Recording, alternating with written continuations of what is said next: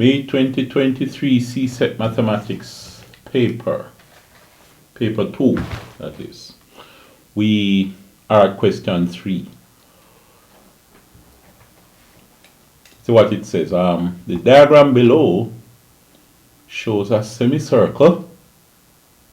Okay, you have a semicircle, half of a circle, with diameter AC. Okay, B is a point on the circumference. AB equals BC equals 8.2 centimeters. State the geometrical name of the line AB. Well, of course, AB would be a chord. All right.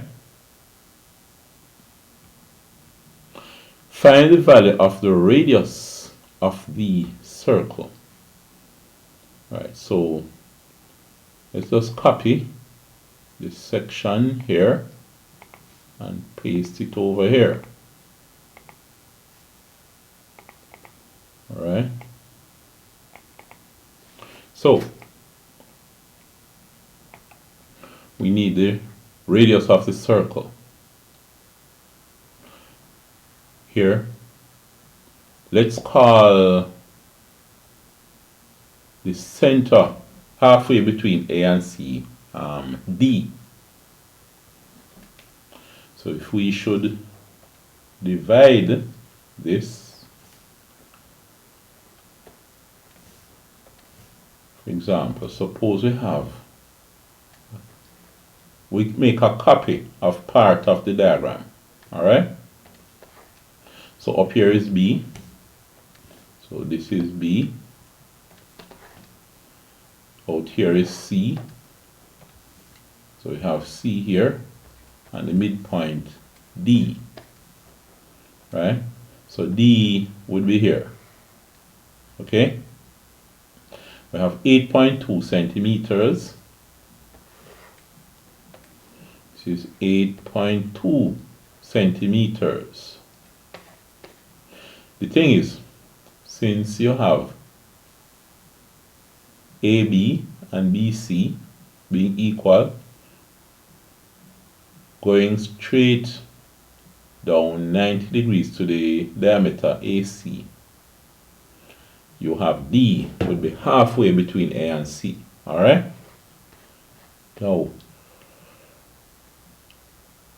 what that means is that you have a 90 degree here, and from B to D, that distance is the same as the distance from D to C. Okay? Alright. Now, of course, DC would be the radius. Okay?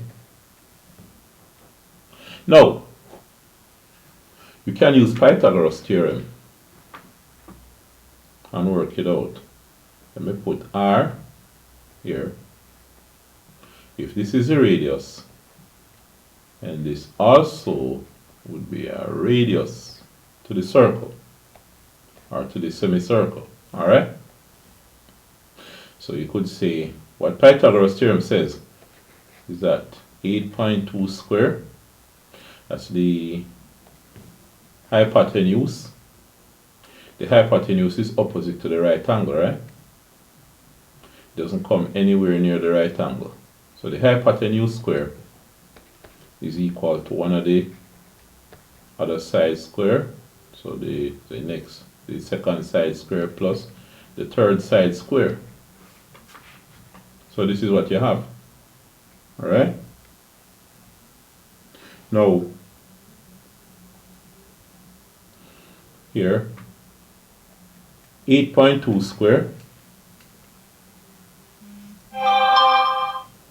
is 8.2 square here. Reach for our calculator.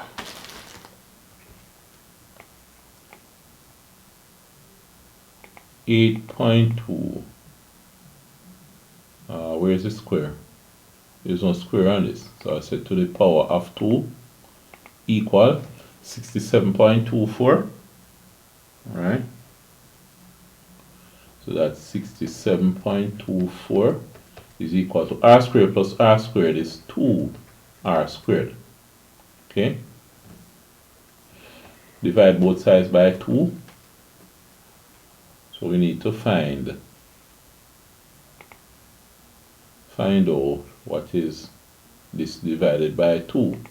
Put it over 2. We have 33.62. So 33.62 is equal to r squared.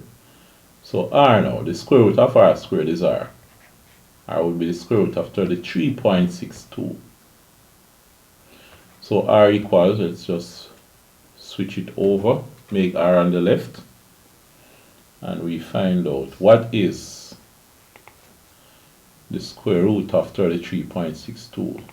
Square root equal, and then we have 5.798. I call it 5.8. 5.8 centimeter. Centimeter, is it centimeter? Yes. Centimeters, okay. So it's 5.8 centimeters. Another way you could look at it too, is that this should, the BDC is an isosceles triangle. So you'd have a 45, 45, 90. So what you could also do is look at the fact that it is 45 degrees, and you say, let's use cosine 45. We're going to consider this. Cosine 45 is the adjacent side to 45 divided by the hypotenuse. Alright? Cos 45 degrees is r over hypotenuse 8.2. So if you multiply both sides by 8.2, you get r is equal to 8.2 cos 45. So let's work that out. 8.2 times the cosine of 45. See if you get the same thing. 8.2 times the cosine of 45 degrees equal, right, 5.8. So that's r equals 5.8 again, centimeters. That's another way you could work it out. Okay, so let's see what else. Let's see about this thing. Okay, so here, each interior angle of the polygon, of a polygon, okay, each interior angle of a regular polygon is 160 degrees. Calculate the number of sides of the polygon. Let's just copy this, paste it over here, and then see what's going on with this. Alright. So, each interior angle of a regular polygon is 160 degrees. That means you have a polygon here. We don't know how many sides it has, and just making up something here. And each of them 160. Have 160, 160, and so on. All of them are 160. Calculate the number of sides of the polygon. Alright. You have to remember the number of sides that a polygon had. For example, if it was a triangle, alright, n side, the number of sides n is 3. Now, well, it must be regular, so if it's a regular triangle, that means an equilateral triangle, you know that each side is 60 degrees. So let's say angle is equal to 60 degrees. All right. Now, the sum of all the angle is 60 times 3, which is 180.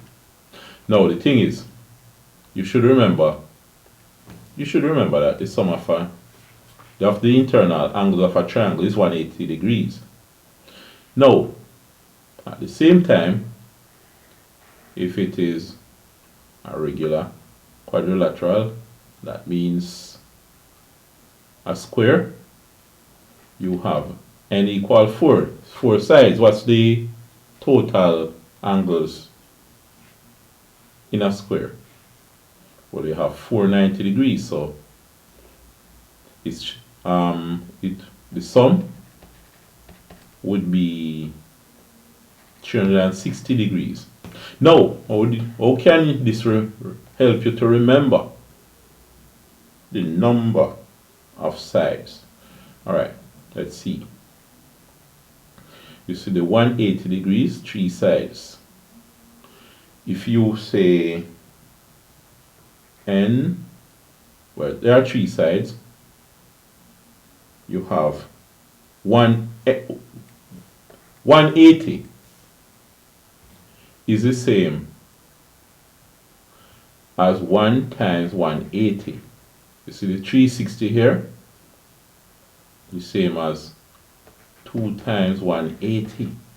Alright? And it would help you to, if you also remember that for 5 sides that a pentagon is 540. But here, let's concentrate on this. How did you get this 1?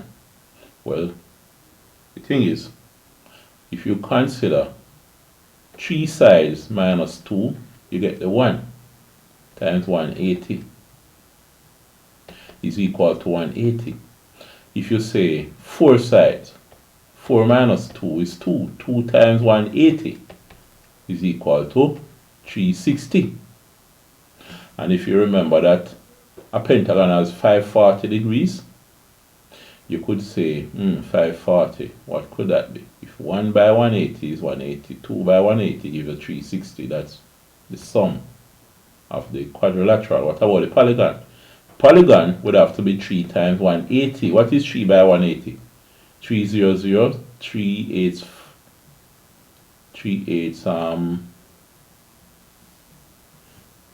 no, it wouldn't be that. Let's continue with this. 5 minus 2. Yeah, 5 minus 2. 5 minus 2 is 3 by 180. What's 3 by 180? 180. 3. Oh, 300, 3 eighths, 24. Remember 4 carry 2, 3, 1, 3. Right. It was correct the first time. So 5 minus 2 by 180 gives you 540. And you say, hold on. It seems like the formula is n minus 2 by 180. Right? Equal the sum of the internal angles. So it will be good if you can remember that directly.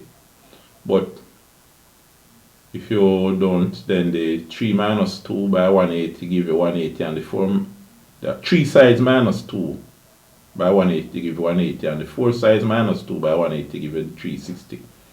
Then if you remember that part, then that will help you towards remembering that is n minus 2 straight angles that you have, right? So, and in the sum of the internal angles of a regular polygon, the regular polygon contains n minus 2 straight angles. Contains that number of straight angles. Alright? Now, let's see what's going on here. Each interior angle is 160. So the sum, we need to transpose this for the number of interior angles. If you have 160 each and you have n sides, then you have to multiply that 160 by n. So it's n times 160. Alright? This is the sum. Number of sides times the size of each interior angle is equal to n minus 2 times 180.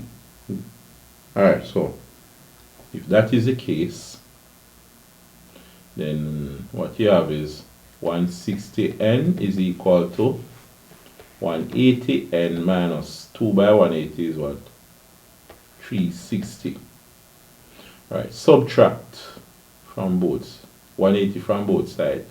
160n minus 180n is equal to negative 360. So then 160 minus 180, that's negative 20n, is equal to negative 360. And of course this means that positive 20n, if you multiply both sides by negative 1, or you do the same thing if you consider dividing both sides by negative 1, same thing, right? The signs will change. So 20n is equal to 360. Then you divide both sides by 20. So 20n equals 360. Divide this by 20. 20 would cancel 20, so you're left with n. And divide this by 20. So what would happen here? 10 into 360 goes 36. 10 into 20 goes 2. Right? 36 divided by 2 is 18. Okay. So that would be 18 sides. Alright. So it would have 18 sides. Okay. So what else is happening here? Okay, this part here. It says the diagram shows a trapezium A on a square grid, drawn on a square grid. And the diagram above, draw the image of A after it undergoes a reflection in the line x equal negative 1 and label that A prime, and then a translation with vector 4 negative 7 and label it A double prime. Alright, so let's copy this diagram.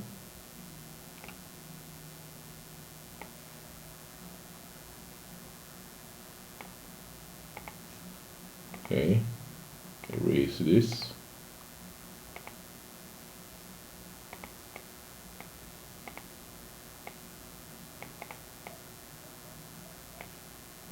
Alright, let's copy this one as well. That will be the end of this question because I see the total 9 marks there. Alright, so reflection in the line x equals negative 1 and label it A prime. Now you have to first of all identify which line is x equal negative 1. Alright, so x equal negative 1 is that line where you may have different values of y, but the value of x remains negative 1. Alright, well, that line would be this line. That's this line here, x equals negative 1. Alright, now reflection in that line. The thing is, if you reflect it that line, you're going to have from this point, you're going to have 1, 2 units towards the line. So from the other side, you're going to have 1, 2 units towards the line because a reflection. So what you would have is a distance 2 from the left equal distance 2 from the right. So that point is there. You have 1, 2, 3, a distance 3 from the left to the line. The image will have 1, 2, 3 distance 3 from the right to the line. So you have the other point here. When you reflect this corner here, that vertex, you go 1, 2, 3, 4 from left to right on the line. So that would be from the line to the right, 1, 2, 3, 4. So that point would end up here. You see this one? You have 1, 2, 3, 4 to the right. So it's 1, 2, 3, 4 to the left. So that corner would be there. So this image would be over here. See that? Now, what they say you should label it as again? Oh, label it A prime. So let's call this A prime. And they say you have a translation vector for it was a translation with vector 4, -7 and label it A double prime. Okay, so translation vector 4, -7. Now the vector is generally form x, y. Now what this means is that each point moves in the x direction 4 to the right, and each point also moves in the y direction. Since this is 7, it's down. So you see the x direction, positive means to the right, negative means to the left. But in this case now, the y direction, positive means up, negative means down. So it's 7 downwards. Alright, so how does that go? This corner here, it moves 4 to the right, that's 1, 2, 3, 4, and 7 down. 1, 2, 3, 4, 5, 6, 7. So it's at 1, -5. Alright, it's 1, -5. You see this corner here, it moves 4 to the right, that's 1, 2, 3, 4, and 7 down, that's 1, 2, 3, 4, 5, 6, 7. Going to end up at 0, -3. That's right there. You see this corner here, this vertex, it goes 1, 2, 3, 4 to the right, and 1, 2, 3, 4, 5, 6, 7 down. So it's at -1, -5 right here. And then this vertex, it would move 1. So 1, 2, 3, 4 to the right, and 1, 2, 3, 4, 5, 6, 7 down. So it's right there at -1, -3. So your image from that would look like this. Let me redraw this part here. It would look like this. And let's say label it A double prime. So this would be A double prime. Okay. And that is that for that question. All right. I will see you in the next video.